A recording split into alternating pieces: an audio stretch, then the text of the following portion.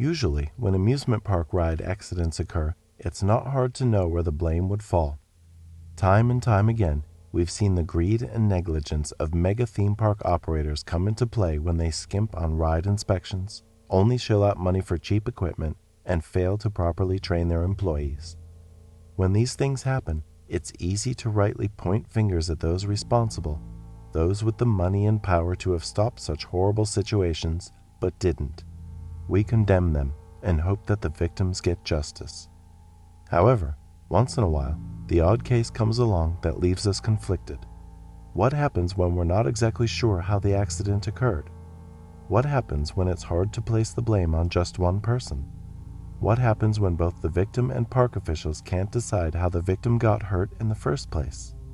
In that case, things get a little more complicated, and this is exactly what happened when 12-year-old Dominick Leal plummeted the nearly 30-foot drop from the log flume ride in Castles and Coasters, Phoenix, Arizona.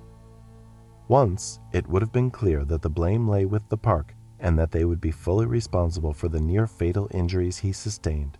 But, in this story, the park officials firmly believed that the young boy was at fault, and Dominick's family believes otherwise. So, what happened on that Friday in November 2015? Who is at fault for putting the innocent 12-year-old boy in critical condition? Were park officials being honest when they said he would have been fine if he'd obeyed ride instructions? Or was the family right to point out that something more sinister was going on? Built in 1976 in Phoenix, Arizona, Castles and Coasters is a family amusement center and amusement park that prides itself as Arizona's finest family fun and thrill park. With a total of 14 rides and attractions, the establishment boasts of providing food, fun, and excitement for both young and old, big or small. Dominick and his grandparents were frequent patrons of the amusement park. At that point, it was tradition for them to go to the park every year around Thanksgiving. His grandmother, Carol Stevenson, and her husband always took Dominick and his sister to Castles and Coasters for a day of fun and relaxation. Living less than a mile away, this was no trouble for Carol, and she only wanted to see her grandbabies happy. They were her joy, and she would do anything to make sure they were okay. Little did she know that what was supposed to be another happy and fun day spent with family would end in a tragedy that almost took the life of her grandson. It was Friday the 27th of November 2015, and 12-year-old Dominick Leal was at Castles and Coasters with his 6-year-old sister and grandparents enjoying the rides and amusements. Their little yearly tradition was something they immensely enjoyed, and it was one the kids looked forward to. Living in Casa Grande, a city halfway between Phoenix and Tucson, visiting their grandparents at Thanksgiving time was always a pleasant experience for them, and they certainly weren't complaining about having lots of food to eat and their grandparents doting on them. They had spent most of the day enjoying the food and attractions around the park, and, at 4 p.m., it was getting late, but they still had a little while left.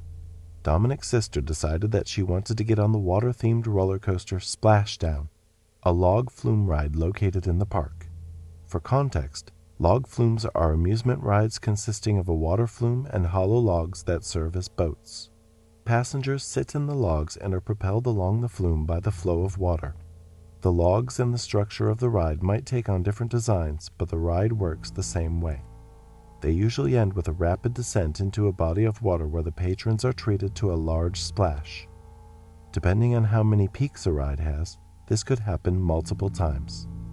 Splashdown was made by Florida-based ride manufacturer Hopkins Rides and was opened in 1991.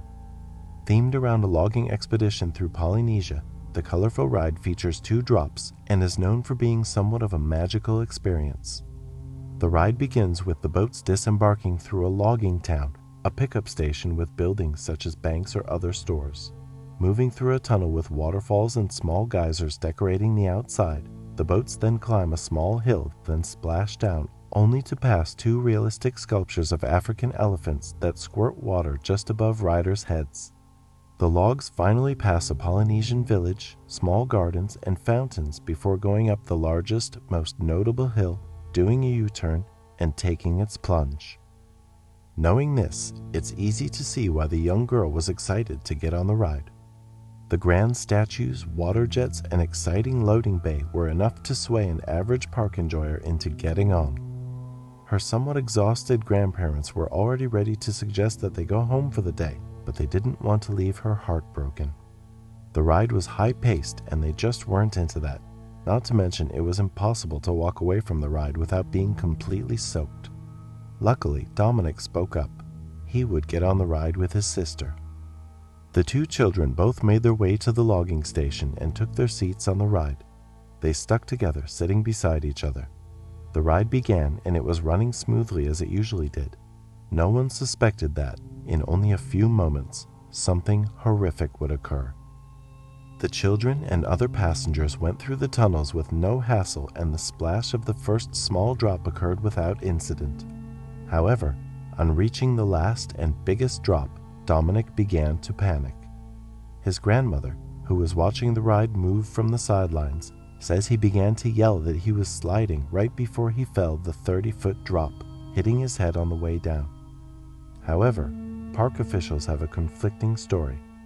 According to Castles and Coasters General Manager Darcy Grantham and police reports, Dominick Leal stood up for an unknown reason while the ride was operating. According to them, his foot got caught on the log-style boat, and he was dragged approximately 30 feet by the boat from the top of the Flume course. Whichever the case, Dominick was in danger. The poor boy plummeted a great height to the horror of his grandparents and his sister beside him. His body landed in the water pool below, and his blood turned the surface red. Still, the ride didn't stop, and help did not come immediately for him. It was a random bystander and Dominick's grandfather who dove in and pulled Dominick's body out of the water. Afterward, he was rushed to Phoenix Children's Hospital. Aside from the multiple cuts and lacerations on his body, Dominick also cracked his skull. He was left in critical condition, and the doctors had no choice but to place him in a medically induced coma. Dominick underwent 2 hours of brain surgery to address his traumatic brain injury, TBI, and there is no way he would ever be the same again after an incident like that. Although certain facts are clear, there still remains the question of who's to blame. Did Dominick actually stand up, and was the accident caused by childhood curiosity? Or was the ride faulty, and were the operators at fault for not stopping it in time? To this day, the management of Castles and Coasters is adamant to not take responsibility for the injury of young Dominick Leal. They maintain that if he had obeyed ride instructions and remained seated in the first place, he would have been fine. After all, his sister was sitting right beside him and she didn't get hurt. According to them, the ride was not malfunctioning in any way, and, although they were sad that such an unfortunate incident occurred and wished Dominick a speedy recovery, the incident was no fault of theirs. However, Carol Stevenson maintains otherwise. As far as she's concerned, things went wrong because the ride was unsafe and the operators ignored her grandson's cries for help. It's important to note that Arizona is one of 8 states that does not regulate theme parks, and the area does not have any major amusement parks. State law requires parks to obtain a permit and receive a yearly inspection from a private agency or insurance company. However, according to the Commission, Phoenix has no local municipal ride inspection program. Also, we have to ask ourselves, if Dominick did stand up, how was he able to do so? Should the safety guards on a ride like Splashdown not be more firmly locked to prevent a child from standing up? Were park officials and police lying or hiding information? This case is a tricky one,